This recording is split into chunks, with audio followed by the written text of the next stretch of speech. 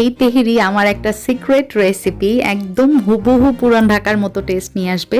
আর আপনাদের ভাইয়ার অনেক ফেভারিট একটা রেসিপি, কয়দিন পর পরই আমার মাথা নষ্ট করে ফেলে। প্লিজ এই তেহেরি রান্না করো, তেহেরি রান্না করো, কেমন লাগে বলেন তো।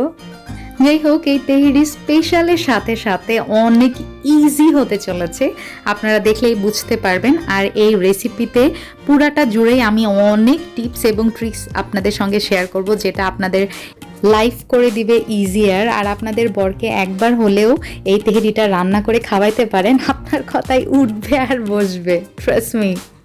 ওয়েল, আর দেরি করব না, সরাসরি চলে যাচ্ছি আমার কিচেনে। ফার্স্টে এখানে নিয়েছি 1 কেজি পরিমাণ গরুর মাংস, ছোট ছোট পিসেস করে কেটে নিয়েছি। তার সাথে নিয়েছি চর্বি। গরুর মাংস এবং চর্বি একসাথে নেবেন, তাহলে তেহেরিটা কিন্তু টেস্ট আরও বেড়ে যাবে। সো মাংসগুলো ভালোভাবে ধুয়ে আমি এখানে একটা স্টেনারে মাংসের পানিটা ঝরতে দিয়েছি, দেখতে পাচ্ছেন। সো এখন চুলায় চলে যাচ্ছি। এখানে আমি নিয়ে নিয়েছি 1/3 কাপ অয়েল। আচ্ছা, আমি আপনাদেরকে ফার্স্টে বলে রাখি, তা হচ্ছে আমি কিন্তু তেহেরিতে আজকে একটু কম তেল দেওয়ার চেষ্টা করছি, কারণ এত অয়েলি আমার ভালো লাগে না। আপনারা চাইলে তেলের পরিমাণ একটু বাড়িয়ে দিতে পারেন। সো পেঁয়াজ কুচি ইউজ করেছি এখানে 1 কাপ পরিমাণ। একটু ব্রাউন কালার চলে আসলে দিয়ে দিচ্ছি 3টা দারচিনি, 2টা কালো ফল, 5-6টা লং, সাদা এলাচ দিয়েছি 5টা, 7-8টা কালো গোলমরিচ রয়েছে, আর তেজপাতা 2টি। এই সবগুলো গরম মশলা আমি পেঁয়াজের সাথে এই ধরুন 1 মিনিটের মতো ভেজে নিব। খুব নাইস একটা স্মেল বেরিয়েছে, এত সুন্দর একটা অ্যারোমা, আপনি চাইলেও এটাকে ইগনোর করতে পারবেন না। ওই যে মাংসের পানিগুলো ঝরিয়ে রেখেছিলাম, সেই সবটুকু মাংস আমি এখানে দিয়ে দিচ্ছি। আর এখন দিয়ে দিচ্ছি 2 চামচ আদা বাটা এবং 2 চা চামচ রসুন বাটা।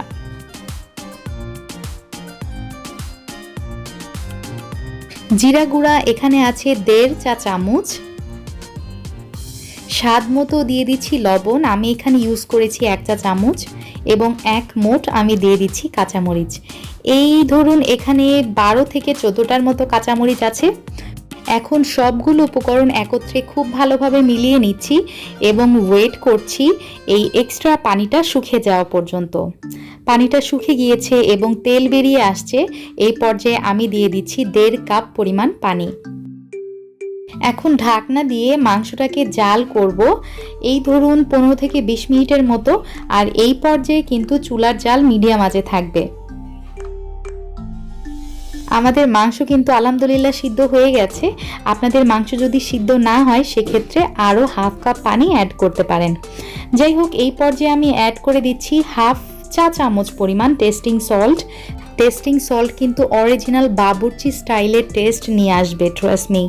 এই পর্যায়ে আমার লাগছে জয়ফল গুঁড়া 1/4 টিস্পুন, জয়ত্রী গুঁড়া 1/4 টিস্পুন, এবং আমার স্পেশাল গরম মশলার গুঁড়া এটা লাগছে 1/2 চা চামচ। সবগুলো মশলা আমি মাংসের মধ্যে দিয়ে দিচ্ছি। ব্যাস হয়ে গিয়েছে। এখন একত্রে আমি খুব ভালোভাবে মিলিয়ে নিব আর চুলাতে রাখবো আর 2 থেকে 3 মিনিট, তারপরে নামিয়ে নিচ্ছি। চুলা থেকে নামানোর পর আমি তেহেরির মাংস 2টা বাটিতে সমানভাবে ভাগ করে নিয়েছি, দেখতে পাচ্ছেন। যেহেতু আমি 1 কেজি রান্না করেছিলাম, সো এক বাটিতে আছে 1/2 কেজি এবং আরেক বাটিতে আছে 1/2 কেজি। আর আমি আজকে একটা বক্সের মাংস দিয়ে আপনাদেরকে তেহেরি রান্না করে দেখাবো। এভাবেও কিন্তু একসাথে বেশি করে তেহেরির মাংস রান্না করে আপনারা ডিপ ফ্রিজে সংরক্ষণ করে রাখতে পারেন। আর যখনই তেহেরি খাইতে মন চায়, তখনই চট জলদি বানিয়ে ফেলি মজাদার পুরান ঢাকা স্টাইল তেহেরি। যাই হোক, এখানে 2 কাপ আমি পোলাওয়ের চাল পরিষ্কার পানি দিয়ে ধুয়ে পানি ঝরতে রেখে দিয়েছি। এখন একটা বড় পাতিলে আমি নিয়ে নিলাম 2 টেবিল চামচ পরিমাণ, এখানে আছে সরিষার তেল।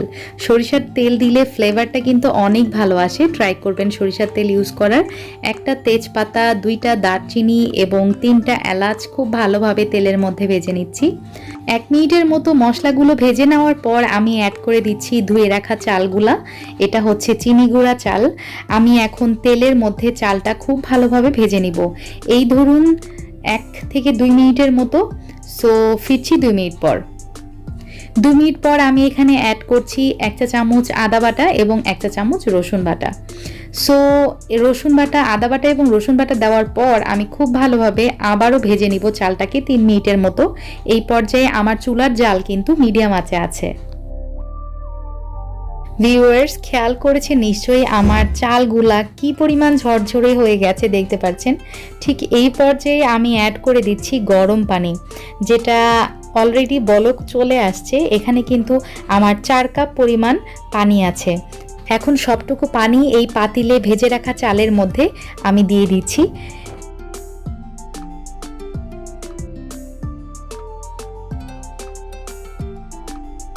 পানিতে খুব ভালোভাবে বলক চলে আসলে অ্যাড করে দিচ্ছি 4 থেকে 5টা এখানে কাঁচামরিচ, জাস্ট ফর ফ্লেভার। আর আরও দিয়ে দিচ্ছি, এখানে আছে বিরিয়ানি মশলা। এটা কিন্তু একটা স্পেশাল ইনগ্রিডিয়েন্ট, অবশ্যই এটা অ্যাড করার চেষ্টা করবেন। যে কোনো বিরিয়ানি মশলা 1 চামচ পরিমাণ। এখন দিয়ে দিচ্ছি রান্না করে রাখা গরুর মাংস, অর্থাৎ রান্না করে রাখা তেহেরির মাংসটা। আমি 1 বক্স মাংস এখানে দিয়ে দিলাম। আরও অ্যাড করে দিচ্ছি, এখানে আছে 2 টেবিল চামচ পরিমাণ গুঁড়া দুধ।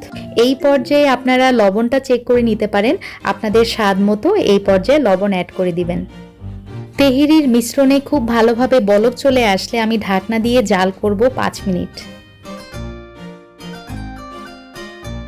5 মিনিট পর পাতিলের নিচে আমি একটা তাওয়া দিয়ে দিয়েছি, দেখতে পাচ্ছেন, এবং চুলার জাল আমি করে দিচ্ছি একদম লো ফ্লেমে। এভাবে আমি তেহেরির পাতিলটা চুলার উপরে রাখবো প্রায় 15 থেকে 20 মিনিটের মতো। 20 মিনিট পর আলহামদুলিল্লাহ আমাদের তেহেরি কিন্তু একদম রেডি হয়ে গেছে। কি পরিমাণ ঝরঝরে হয়েছে আপনারা দেখলেই বুঝতে পারবেন, আর স্বাদও হয়েছে কিন্তু অতুলনীয় আলহামদুলিল্লাহ। যাই হোক, এখন আপনাদেরকে আমি সার্ভ করে দেখাবো। তার আগে আরেকটা স্পেশাল ইনগ্রিডিয়েন্টস দেওয়ার বাকি আছে, সেটা হচ্ছে কেওড়া জল। এখানে আমি রিগার্ডেড কেওড়া জলটা ইউজ করছি। আমি কয়েক ফোঁটা কেওড়া জল দিয়ে দিলাম এবং ঢাকনা দিয়ে জাস্ট ওয়েট করব 5 মিনিটের মতো। এই পর্যায়ে কিন্তু আমার চুলার জাল অফ আছে। কি যে মজা হয়েছিল এই তেহেরিটা! আপনারা বাসায় অ্যাটলিস্ট একবার বানিয়ে দেখবেন যে এটা কি পরিমাণ মজা হয়। একবার বানাইলে না, আমার বিশ্বাস যে আপনারা এভাবেই সবসময় তেহেরি বানাবেন, অনেক মজা হয় খাইতে। একদম হোটেল স্টাইল, একদম hotel style, trust me. And already আপনারা সবাই জেনে গেছেন হৃদয় ফেরদৌস খান চ্যানেল মানেই একটা ট্রাস্টেবল জায়গা, যেখানে আপনারা চোখ বন্ধ করে বিশ্বাস করতে পারেন। So please subscribe my channel and thumbs up for my new video. ইনশাল্লাহ আবার দেখা হবে। আল্লাহ হাফেজ, আসসালামু আলাইকুম।